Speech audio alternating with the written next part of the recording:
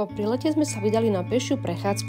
Prešli sme hornou bránou z 10. storočia a presunuli sme sa k antickému divadlu, ktoré bolo postavené v roku 200 pred Kristom. Pláošnik je archeologické nálezisko, v jeho tesnej blízkosti sa nachádza kostol svätého Klimenta a Ptolemája.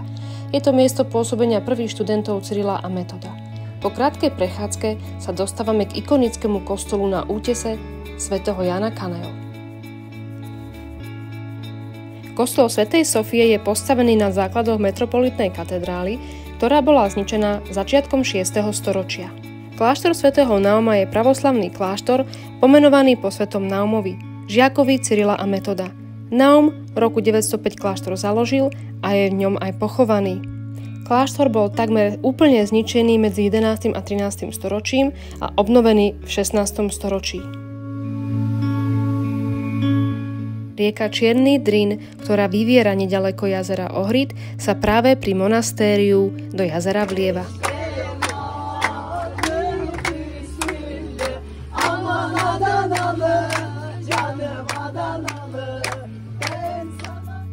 Zátoka kostí je múzeum na vode, otvorené v roku 2008. Jedná sa o model pravekej dediny z obdobia medzi rokmi 1200 až 700 pred Kristom.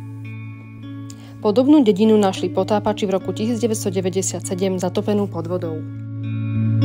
Národný park Galičica je jeden z národných parkov Severného Macedónska. Jeho najvyšším vrchom je vrch Magaro, z ktorého je vidieť jazero Ohrid a na opačnej strane masívu jazero Prespa, ktoré sa popod masívu do jazera Ohrid vlieva.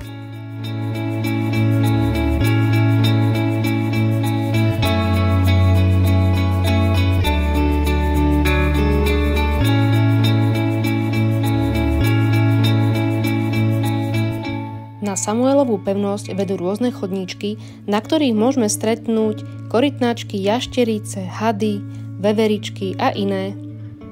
Samuelova pevnosť je pevnosť, ktorá bola postavená v 10. storočí a vystaval ju Samuel I, vedúci povstania proti byzantskej nadvláde. Mesto Ohrid má 365 kostolov a hovorí sa mu aj Jeruzalém Balkánu.